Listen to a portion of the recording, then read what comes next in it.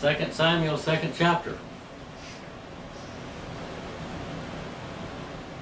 David was a true man of God, and he was fit for the job. So many people are not fit for the job. I've used this example before, but in the past, but Marilyn's dad was vice president of Mobile Oil Company. He was a great man. And people just loved him. And he made a lot of decisions in his life. He built Terminal Island. He went up all the way up and down the coast, building the pipelines up and down through there, and he had a lot of men working for him. But one time he made a real bad mistake. He made a bad mistake. He chose a man to be a boss that was not capable of being the boss, and they hated him. They wanted to kill him. And they were after your dad all the time, telling him, you get rid of this man, get him out of our lives. He was a horrible boss. He was a good worker, but he was a horrible boss. Well, Saul, when God called him in to be king, he was a very humble man, but then after he got in power, he became arrogant, and he became very jealous of David, and he wanted David's death. In the 2nd chapter, we find out David is fit for the job. I knew a man one time that was running for sheriff, and he was not fit for the job. He could not handle authority. You put people in the places of authority sometimes, and they become absolute maniacs. We've had some presidents like that in the United States, haven't we? People that were not fit for service at all. Then it came about afterwards that David inquired of the Lord, saying, shall I go up to one of the cities of Judah? And the Lord said to him, go up. So David said, where shall I go up? And he said, to Hebron. Hebron.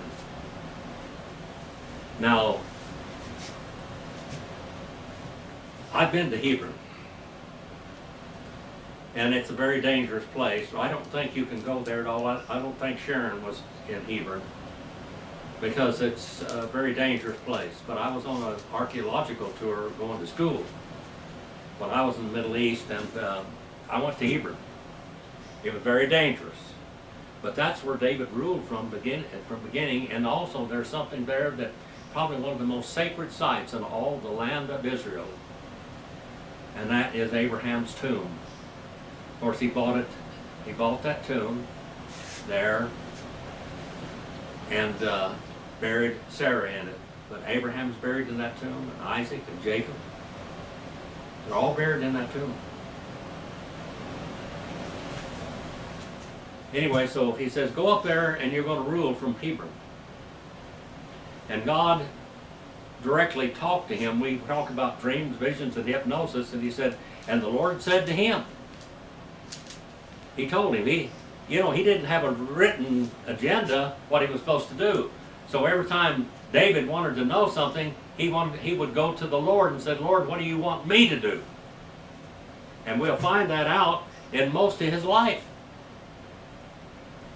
So David went up there, and 2 wives also, Ahinoam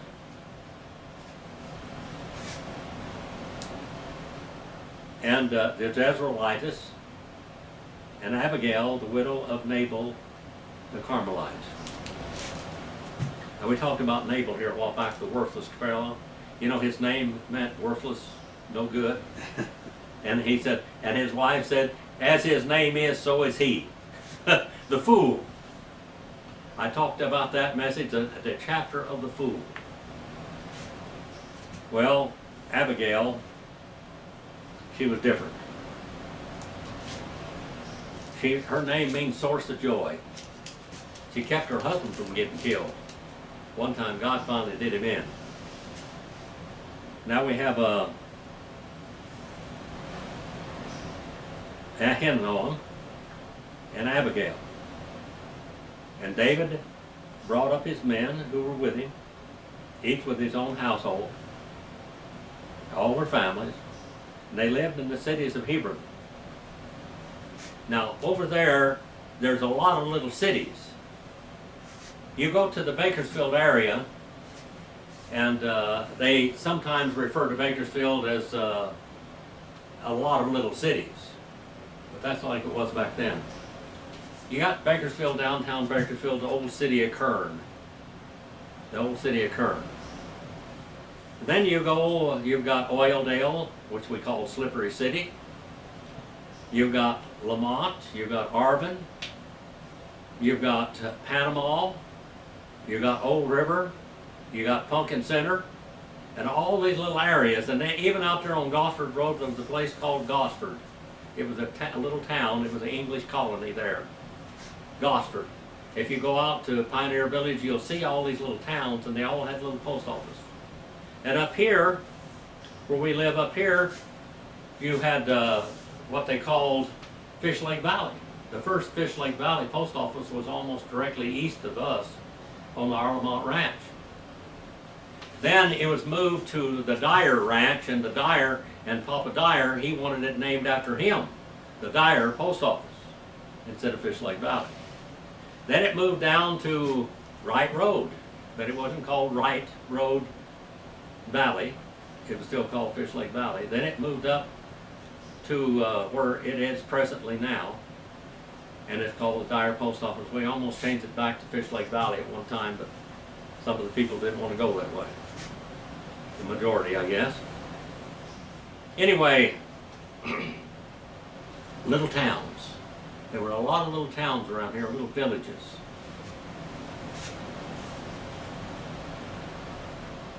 And David brought up his men who were with him, and they lived in the cities all around Hebron. Then the men of Judah came there, and they anointed David king over the house of Judah. Now, by the way, David was already anointed king, wasn't he? When he was young, he was anointed king by Samuel. But now they anointed him. He's crowned. He's crowned in Hebron. Then they told David, saying, it was the men of Jabesh Gilead who buried Saul. And David sent messengers to the men of Jabesh Gilead, and he said to them, now this, remember, David is worthy of the office. He's fit to do what he's doing. And you'll see that God knew this man. David was always going to be the king of Israel. Did you know that? Go back to the last chapter, 2 chapters of the book of Genesis. And he said, the king would be, there would never be a ruler. They're always from the line of the tribe of Judah, and Jesus was, and now David is. David sent messengers to men and said to them, may you be blessed of the Lord, because you have shown kindness to Saul your Lord, and have buried him. Now, David, if he was a normal king among all of the Canaanites out there, they would have killed anybody that helped the other king. They would have annihilated them. Look what Stalin did in Russia. He went there, anybody that he didn't think that were his allies, he killed them all. He killed all of the generals. It's a wonder they could even fight in World War II. He had killed everybody. Had to start all over again. He had to put the women as warriors. And now may the Lord show loving kindness and truth to you. And I will also show kindness and goodness to you, because you have done this thing. Now, therefore, let your hands be strong, and be valiant, be brave, for Saul your Lord is dead. He didn't say, come up here, I'm going to chop your head off. He said, you did the right thing. You protected your king, and now I'm your king. And also the house of Judah has anointed me king over them.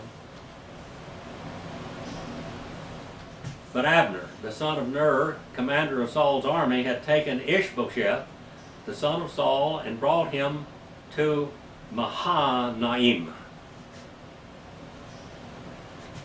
Brought the man of shame. That's what this man Ishbosheth means. The Ish man of Bosheth, the man of shame. Now David said that he would protect Jonathan's descendants. And he made him king over Gilead, over the Asherites, over Jezreel, over Ephraim, and over Benjamin, and even over Israel. Now these are the 10 tribes. We got the northern tribes and we got the southern tribes now. And Israel is divided in all reality. And Abner, the son of Ner, commander of Saul's army, he has taken Ishbosheth and brought him to Mahanaim and made him king over Gilead. Now Ishbosheth, Saul's son, was 40 years old. And when he became king over Israel, he was king for 2 years. And the house of Judah, however, followed David, the 2 tribes. And the time that David was king in Hebron over the house of Judah was 7 years and 6 months. 7 years and 6 months. Just remember, 40 years, 7 years, all of these numbers in the Bible are very important. Now Abner, the son of Ner, went out to Mahanaim, to Gibeon, with the servants of Ishbosheth, the son of Saul. And Joab, all right, we got Abner and we got Joab, the son of Zeruiah. Now Joab is kind of a Dr. Jekyll and Mr. Hyde in all reality. He is a scoundrel and yet he's a great warrior. He is always looking after David, trying to guide him in the right direction most of the time. But Joab is a snake in the grass also. And by the way, his name means Jehovah is my father. And the son of Jeriah, the servants of David, went out and met them by the pool of Gibeon. And they sat down, and one on the other side of the pool and the other on the other side of the pool. Now we're going to have a war. A battle. Then Abner said to Joab, Abner starts the problem. Now let the young men arise and hold a contest before us. And Joab said, let them arise. Let's have a contest. The contest was to the death. To the death. It wasn't just a plain contest. It wasn't just a plain contest. I remember a long time ago, this was told to me. I think it was James Best that said this. He was with Audie Murphy. And they were doing a movie together. And Audie Murphy was a real fast draw. He was a real fast draw. He killed over 250 men in World War II. He was one of actually the most highly decorated soldier in World War II. Anyway, in that movie there was another man, I can't think of his name right now. He played Wyatt Earp at one time, and he also was in John Wayne's last movie, The Shootist. He played the faro dealer there. And he said he wanted to have a drawing contest with Audie Murphy. And Audie Murphy said, only if we use live ammo. Let's make it interesting.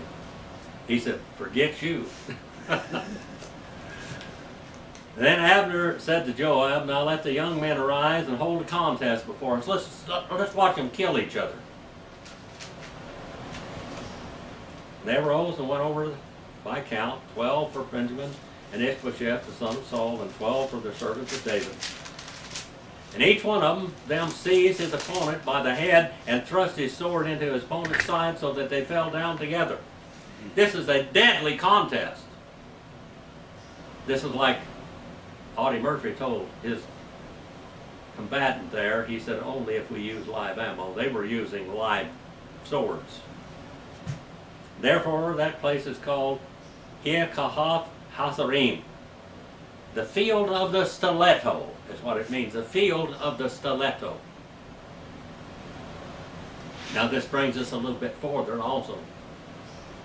The Sicarii which were the zealots in Jesus' time, were the men of the stiletto. They were called the Sicarii. That meant the stiletto men. They were the assassins that were going into the banquets and everything, and slipping up behind a Roman soldier and running a sharp two-bladed knife up into their heart and twist it and walk off, let them bleed out. Men of the stiletto. So this is called field of the stiletto. By the way, some historians say that the Jewish people that escaped from Masada went down and settled Sicily. There's where you have the Sicilian, what we call the Jewish Sicilian Mafia. And that day the battle was severe. And Abner and the men of Israel were beaten before the servants of David. God was with him. Now 3 of the sons of Zeruiah were there, Joab and Abishai and Asahel. And Asahel was swift-footed as one of the gazelles, which is in the field. He could run like an antelope, basically, a gazelle. And Asahel pursued Abner. Did not turn to the right, did not turn to the left, following Abner, the son of Ner. That's what his name means. Abner, the son of Ner. Ab means father, Ner, the son of Ner. And Abner looked behind him and said, "Is that you, Abishai?" And he answered, "It is I." And Abner said to him, "Turn to your right or turn to your left. Take hold of one of the young men for yourself, and take for yourself his spoil." But Asahel was not willing to turn aside from following him. Now just remember, just look at them, they're running. They're running. One man is running after the other man. And one man, Abner, keeps turning around. He said, "Turn around, go away, leave me alone, because I'm going to kill you. If I turn around, you're going to be a dead man." And Abner repeated again to Asahel, "Turn aside from following me. Why should I strike you to the ground? How then could I lift up my face to your brother Joab?" This is Joab's little brother. However, he refused to turn aside, and Abner struck him in the belly with the butt end of the spear. Now he's following him, and he's carrying a spear. And all of a sudden he's running, and he's running really fast. And Abner just takes the spear, the butt end, not the sharp end, the butt end, and rams it through his whole body. So that the spear came out of his back, and he fell down and died on the spot. And it came about that all who came to the place where Asahel had fallen died, stood still. And Joab and Abishai pursued Abner. And when the sun was going down, they came to a hill of Ammah, which is in front of Giah, by the way of the wilderness of Gibeon. Now when it talks about wilderness over there, that means wilderness, boy. I mean, it's every move. It's a wilderness. And the sons of Benjamin gathered together behind Abner and became one band, and they stood on the top of a certain hill. Now Abner is a peacemaker, by the way. Now Abner started all this business, but now he realizes that it's not going to work out. And Abner called to Joab and said, "Shall the sword devour forever? Do you not know that it will be better in the end? How long will you refrain from telling the people to turn back and following their brothers? We're of the same family, and we're killing each other. We ought to be killing Canaanites and Philistines." And Joab said, "As God lives, if you had not spoken, surely then the people would have gone away in the morning, each from following his brother. We're not going to chase you any further anyway." So Joab blew the trumpet, and the people halted, and all that night, so they crossed Jordan, walked all morning, and came to Mahanaim. And Joab returned from following Abner. And we had gathered all the people together. 19 of David's servants, besides Asahel, were missing. 19. And you have to realize that every one of these men were precious to them. They were precious. You know, in battle, sometimes people don't look upon the soldiers precious. In the Civil War, Robert E. Lee was shooting down Northern soldiers right and left. And by the way, he was the superintendent of West Point before. He gave up his job and resigned, and he didn't want to, because Virginia, the state that he lived in, he was loyal to Virginia. And by the way, states' rights were very important at that time. That was, you stood beside your state, and he did. And Grant kept throwing waves of men at them, and they were mowing them down, mowing them down, mowing them down, mowing them down. Lee was a much better soldier. He was all the men that were in the Civil War on both sides, Lee trained them all. He was sick of killing people. He was killing people that he knew. He was sick of it, sick of killing people. 19 of his servants, I told you about Stonewall Jackson when he got his left arm blown off. He said, you might have lost an arm, but I lost your left arm, but I lost my right-hand man. The servants of David struck down many of the Benjamites and Abner's men, so that 360 men died. David's men were much more powerful than Abner's.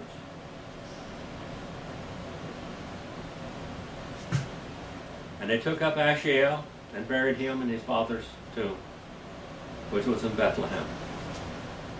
Then Joab and his men went all night until the day dawned in Hebron. Now there was a long war between the house of Saul and the house of David.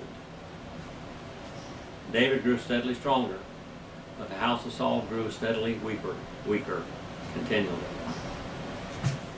And sons were born to David in Hebron. His firstborn was Ammon. Amnon, by the way, means faithful. By Hanan, knowing the Jezreelitess. And his secondborn was Chaliah. Ab on the end of those names, or in the front of those names, means father. Abba, father. And Chaliah meant restrained by the father, and by Abigail, the widow of Nabal, the Carmelite, and the third was Absalom. Now Absalom is going to be a real problem from now on. And Absalom defies his name. You know what his name means? His name means peace of the father. He never let his father live in peace. The son of Micah, the daughter of Talmai, the king of Geshur. And the fourth was Adonijah, the son of Haggith. And the fifth was Shephtiel, the son of Abital. Shephtiel means God has judged. And Adonijah means worshiper of God or Jehovah. And the sixth was Ithrael, by David's wife Eglah, and these were born to David in Hebron. And it came about while there were war between the house of Saul and the house of David that Abner was making himself strong in the house of Saul. Abner again. Now Saul had a concubine whose name was Rizbah, the daughter of Aiah, and Ishbosheth said to Abner, why have you gone into my father's concubine? He said, why did you take her? Why did you take her for your wife? And then Abner became extremely angry now. He's mad. He got mad over the words of Ishbosheth. He said, am I a dog's head that belongs to Judah? Today I show kindness to the house of Saul your father, to his brothers and to his friends, and I have not delivered you into the hands of David. And yet today you charge me with a guilt concerning a woman. And you have to realize a woman means nothing to them. Women were expendable. They held their companionship with other men stronger than their love for the women. He said, you castigate me over a woman? Just a concubine at that?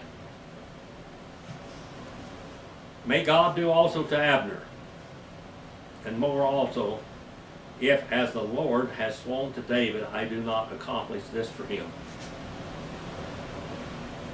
To transfer the kingdom of the house of Saul, to establish the throne of David over Israel and over Judah, and from Dan to Beersheba.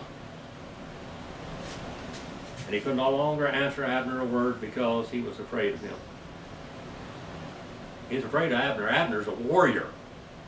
Abner's a killer of men. He's a warrior.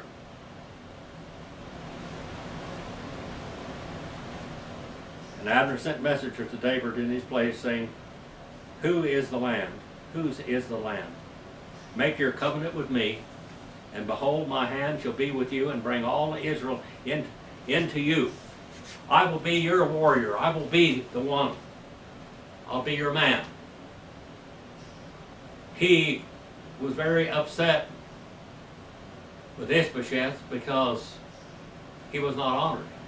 He should have given him the woman. He was just a concubine, you know. They didn't look at that as a high value. And he said, good, I will make a covenant with you, but demand one thing from you. Namely, you shall not see my face until you first bring Michael, or Michelle, actually is what you would say. Michelle and Michael are the same name. One's masculine, one's feminine. It means he was like God. Saul's daughter, and when you come to see me, bring Saul's daughter. That was my wife. Now, so David sent messengers to Ishbosheth, Saul's son, saying, give me my wife Michal, or Michelle, to whom I was betrothed for 100 foreskins of the Philistines. I earned her. And Ishbosheth sent and took her from her husband, Paltiel, the son of Laish. Paltiel means delivered, by the way. But her husband went with her, weeping as he went, and followed her as far as Bahurim. And Abner said to him, go home, return. So he returned. Now Abner had a consultation with the elders of Israel, saying, in time past you were seeking for David to be your king. Remember when you wanted David as your king? Now it can be. Now then, do it. For the Lord has spoken of David, saying, by the hand of my servant David I will save my people Israel from the hand of the Philistine and from the hand of their enemies. So now Abner is going to go along with David because he was insulted. And he realizes that David is supposed to be the king over all of Israel. Now, 7 years and 6 months he's reigned at Hebron. Now David is going to move to Jerusalem, the city of peace, is what it means. There in the ancient city of Jebush, or the city of David. That's where they're going. Our Father, we send this message out for your honor and glory. Please use it wherever it goes. Help us to do your will, as we saw here. David trying to follow you and surrendering his life to you and always seeking you. May we do the same thing with our lives. Father, thank you for all the blessings you give us this day and always. Please forgive me where I failed you. In Jesus' name I pray.